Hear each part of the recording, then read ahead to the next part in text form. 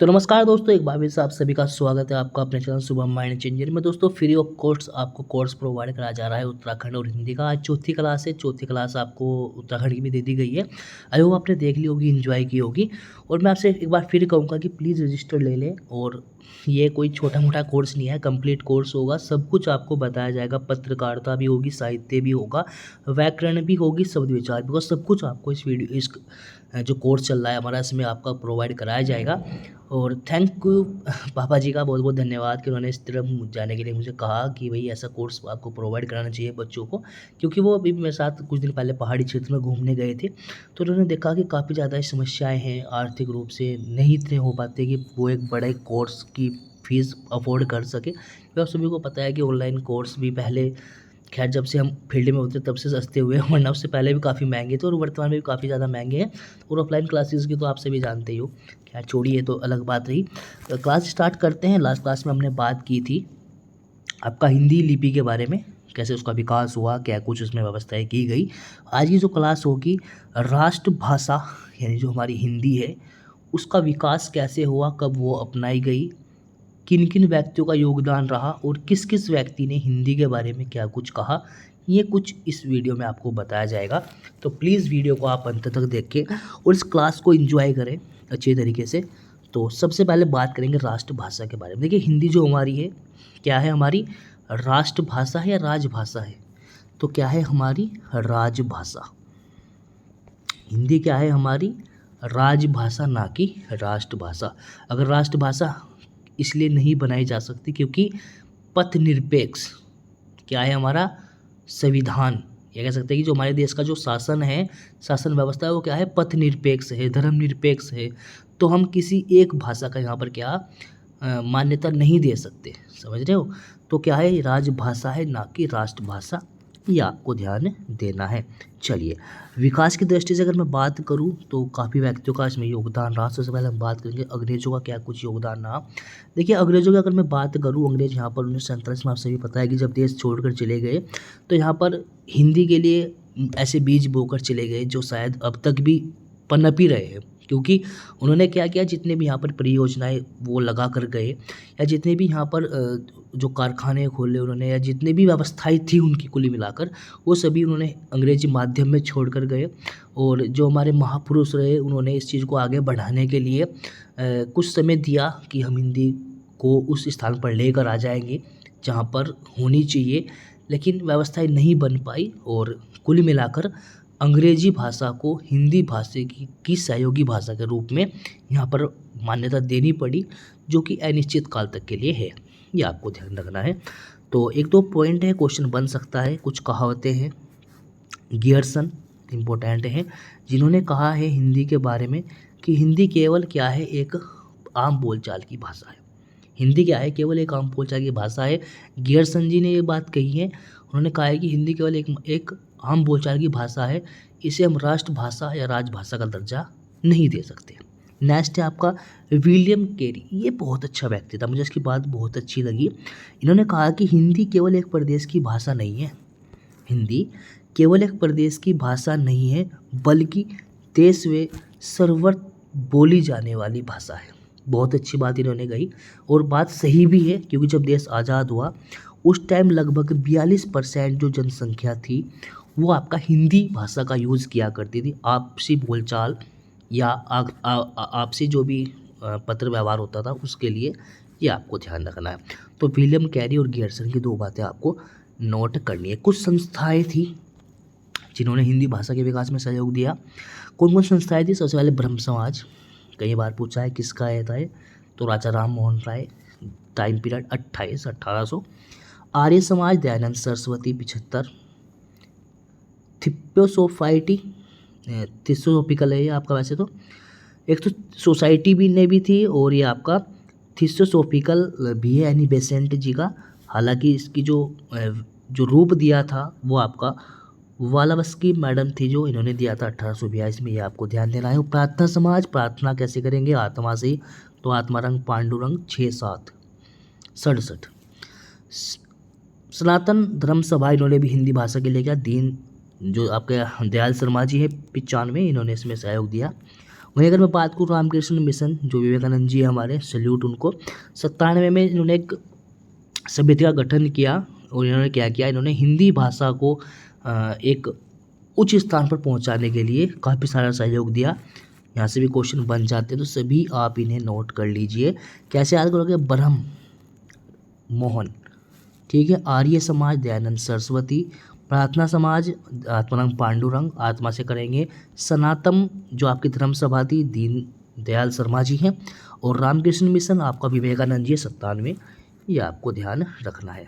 चलिए अब एक हेडिंग डाल देंगे कि कांग्रेस नेताओं का योगदान, कांग्रेस नेताओं का योगदान, और एक छोटा सा उप हेडिंग डाल लेंगे प्रमुख कथन। देखिए अभी तो शायद एक दो बार लास्ट टाइम क्वेश्चन पूछा, लेकिन मेरा मानना है कि अब आगामी जितने भी एग्ज़ाम होंगे एक आपको ऐसा क्वेश्चन दे दिया जाएगा कि ये कथन किसके द्वारा कहा गया है। क्वेश्चन बन सकता है कि ये कथन किसके द्वारा कहा गया, तो सभी हेडिंग डाल लेंगे प्रमुख कथन। जैसे देखिए पहला कथन है, मैं हिंदी का और हिंदी मेरी, मैं हिंदी का और हिंदी मेरी, ऐसा कोई पुरुष ही बोल सकता है, तो क्या क्या नाम लिखोगे? पुरुषोत्तम दास। नेक्स्ट है कि संस्कृत हमारी माँ है, हिंदी हमारी बहू, और जो अंग्रेजी भाषा है नौकरानी है, ऐसा किसने कहा? कामिल बुल्के जी ने। किसने कहा? कामिल बुल्के जी ने। नेक्स्ट कथन है, हिंदी आम बोलचाल की भाषा है, मैंने आपको बताया था, किसने कहा है ये आपका कहा है गियरसन जी ने। किसने कहा है? गियरसन जी ने कहा, ये आपको ध्यान देना है। राष्ट्रभाषा के बिना राष्ट्र गूंगा, इम्पोर्टेंट। देखिए गांधी जी ने एक बात की हिंदी भाषा को लेकर कि राष्ट्रभाषा के लिए क्या है? राष्ट्र गूंगा है बिना राष्ट्रभाषा के, ये गांधी जी का कथन है। और नेक्स्ट क्या है? मेरा मत है कि हिंदी भारत की राष्ट्रभाषा बने। क्वेश्चन आएगा कि किसका कथन था हिंदी राष्ट्रभाषा बने, तो गांधी जी का था, यह आपको ध्यान देना। और हिंदी साहित्य सम्मेलन 1918 में हुआ था इंदौर में, वहाँ पर गांधी जी ने ये कथन कहा था। ये क्वेश्चन आपका आ सकता है। देखिए अदर किताबों में शायद पता नहीं और जहाँ पढ़ाई जाती है नहीं पढ़ाई जाती है, लेकिन आपको ये चीज़ें नोट करनी है। नेक्स्ट क्वेश्चन यहीं से बनेगा, ये आप ध्यान रखें। नेहरू रिपोर्ट 1928 में आप सभी जानते हैं, जिसका उद्देश्य क्या था? देश में किस प्रकार कानूनी क्या कुछ कानून बनाए जाए, मुख्य उद्देश्य था। तो इसमें हिंदी भाषा को लेकर भी कुछ व्यवस्थाएं की गई थी, और इसमें लिखा गया था कि मेरी सिफारिश है कि हिंदुस्तानी, देखिए हिंदी और हिंदुस्तानी में भी काफ़ी लड़ाई होगी आगे जाकर, तो हिंदुस्तानी को यहाँ पर राष्ट्रभाषा की बनाए जाने के बारे में किस में लिखा गया था? रिपोर्ट में। तो क्वेश्चन आ सकता है कि नेहरू जी की जो रिपोर्ट थी 1928 की, जिसमें भारत के लिए संविधान तैयार करने के बारे में बताया गया था, तो इसमें किसे राष्ट्रभाषा बनाने के लिए कहा है? तो ध्यान रखना किसे? आपका हिंदुस्तानी को। चलिए कांग्रेस के काम हिंदुस्तानी में होंगे, ऐसा एक इम्पोर्टेंट है, ध्यान रखना। यहाँ पर अगर मैं बात करूँ, कानपुर अधिवेशन 1926 का होगा, जिसमें पुरुषोत्तम दास जी अध्यक्षता में रहेंगे, और उन्होंने एक बात कही कि आज से जितने भी काम होंगे, किसके? आपका कांग्रेस के, जिसकी स्थापना 1885 में हुई, ठीक है। व्योमचंद्र बैनर्जी AOU आपसे भी जानते ही होंगे, संस्थापक और उसके पहले अध्यक्ष रहे। तो उनके द्वारा एक बात कही गई पुरुषोत्तम दास जी के द्वारा 1926 में कि आगामी जितने भी काम होंगे कांग्रेस के, वो किस में होंगे? हिंदुस्तानी में होंगे, ये आपको ध्यान देना। और बाकी 1928 में रिपोर्ट में बोल ही दिया कि हिंदुस्तानी क्या होगी? हमारी राष्ट्रभाषा होगी। हालांकि गांधी जी ने किसे कहा राष्ट्रभाषा के रूप में? हिंदी को। क्लियर? चलिए नेक्स्ट चलते हैं।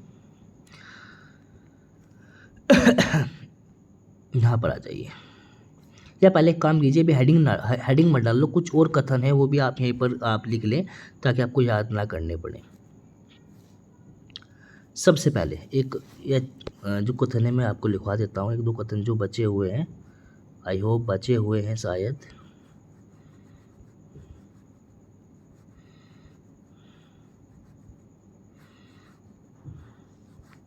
ये रहे कुछ कथन है, ये भी लिख लीजिए ताकि आपके लिए आसानी रहे याद करने में। चलिए, एक कथन है कि हिंदी को गंगा नहीं समुद्र बनाना होगा, यानी हिंदी को इतना बड़ा बनाना होगा जितना कि क्या है? समुद्र है। ऐसा किसने कहा? विनोबा भावे जी ने कहा। किसने कहा? विनोबा भावे जी ने कहा, यह आपको ध्यान देना है। और अपभ्रंश को पुरानी हिंदी किसने कहा? चंद्र सिंह गुलेरी जी हैं, इन्होंने कहा।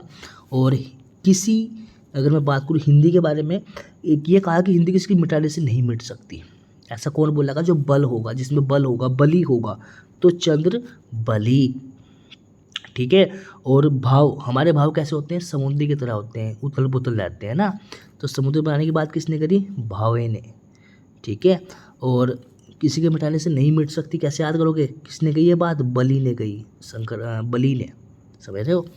नेक्स्ट है आपका हिंदी विरोध का कोई भी आंदोलन। अगर मैं बात करूँ हिंदी के विरोध में अगर कोई भी आंदोलन किया जा रहा है तो वो राष्ट्र की प्रगति के लिए बाधक है। ऐसा किसने कहा? अंबेडकर जी ने। ये भी आपको ध्यान रखना है। और हिंदी उत्तर दक्षिण को जोड़ने वाली सामर्थ्य भाषा है। अयंगर जो थे हमारे, उन्होंने ये बात कही है। और हिंदी को ठेठ हिंदी किसने कहा? आपका भगत अयोध्या प्रसाद खत्री जी हैं, उन्होंने ये बात कही है। तो ये भी आप कुछ पॉइंट्स यहाँ पर नोट कर लेंगे। चलते हैं नेक्स्ट जी। चलिए, कुछ पत्र लिखे गए, उनमें भी हिंदी भाषा को विकास करने के लिए बात कही गई, तो वो भी आप लिख लेंगे। नेक्स्ट हेडिंग होगा लेखक पत्रकारों का योगदान हिंदी भाषा को प्रसारित करने के लिए। ठीक है। कलकत्ता में प्रकाशित जो आपका पत्र था भारत मित्र के संपादक में ने भी राष्ट्रभाषा के बारे में बताया, ये भी आप लिख सकते हैं। राष्ट्र को अगर मैं बात करूँ हिंदी जो हमारे के एम मुंशी जी थे, उन्होंने एक बात कही कि हिंदी को राष्ट्रभाषा बनाना नहीं है। यानी कि हिंदी को राष्ट्रभाषा हमें बनाना नहीं है, तो राष्ट्रभाषा पहले से ही है। ऐसा किसने कहा? ये आपका के एम मुंशी जी ने कहा, जो भी एक लेखक भी रहे, ये आपको ध्यान देना है। और जिस भाषा में जो तुलसीदास जी हैं, एक कथन हो रहा है इंपॉर्टेंट, ये ध्यान रखेंगे। जिस भाषा में तुलसीदास जी जैसे कवि की रचनाएं हैं वह बहुत पवित्र है, ऐसी भाषा को के सामने कोई अन्य भाषा टिक नहीं सकती। बहुत बड़ी बात कही गांधी जी ने। देखो क्या कहा, समझेंगे साधारण भाषा में। गांधी जी ने कहा कि एक ऐसी भाषा जिसमें तुलसीदास जी जैसे जो व्यक्ति हैं उन्होंने इसमें रचनाएं लिखी, यानी कि ये इतनी पवित्र है, इसके सामने तो और भाषा टिक ही नहीं सकती। ऐसा किसने कहा? गांधी जी ने। और मुंशी जी ने क्या कहा? ये भी कथन है आपका कि हिंदी को राष्ट्रभाषा हमें नहीं बनाना, ये तो ऑलरेडी क्या है? हमारी राष्ट्रभाषा है। तो ये कुछ कथन थे, इन्हें आप नोट कर लेंगे। चलिए, हेडिंग डाल देंगे भाषा संबंधित तथ्य। देखिए, जब भाषा हमारी बनाई गई हिंदी, उस समय संबंधित कुछ तथ्य है। देखिए, हिंदी और हिंदुस्तानी इन दो शब्दों में काफ़ी यहाँ पर मतभेद रहा, तो इसके लिए चुनाव कराए गए। 77 वोट मिले हिंदुस्तानी को और 78 वोट मिले हिंदी को। इसलिए आज हम कहते हैं कि हिंदी हमारी राजभाषा है, वरना हम क्या कहते हैं? हिंदुस्तानी हमारी राजभाषा है। राजभाषा बनाने का जो प्रथम विचार किस देश में किस राज्य में आया? तो बंगाल में, ये आप ध्यान रखेंगे। हिंदी देश की राष्ट्रभाषा कब से कब तक रही? क्वेश्चन आएगा कि हिंदी देश की राष्ट्रभाषा कब से कब तक रही? तो 1900 से लेकर, और कब तक? जब तक देश आज़ाद हुआ था 1947 के बाद भी 1949 तक, यानी कि जब तक हमने हिंदी को राजभाषा का दर्जा नहीं दिया तब तक। हिंदुस्तानी भाषा के समर्थक, इंपॉर्टेंट आएगा क्वेश्चन कि हिंदी जो हिंदुस्तानी भाषा है इसे राष्ट्रभाषा बनाने के समर्थक कौन थे?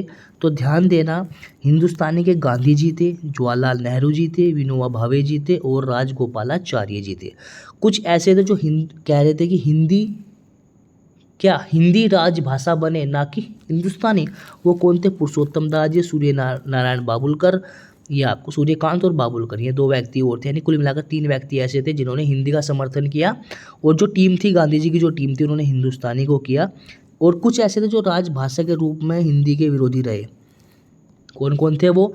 श्री राजगोपालाचार्य जी और अयंगर जी। इनका कहना यह था कि हमें राजभाषा नहीं बनानी, हमें क्या बनानी? हमें राष्ट्रभाषा बनानी है। आप बनाओ तो हिंदी को राष्ट्रभाषा बनाओ, हिंदी को मत बनाओ।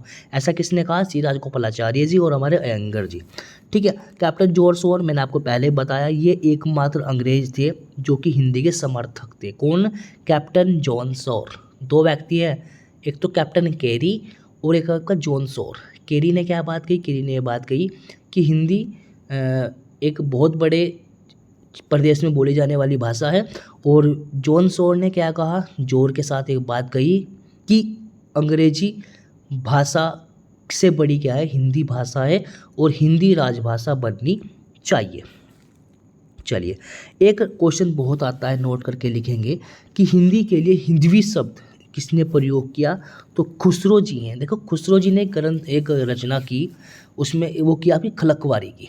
इन्होंने एक रचना लिखी खलकवारी, और जो उर्दू में लिखी थी, और इस खलकवारी में इनके द्वारा हिंदवी शब्द का 30 बार प्रयोग किया गया।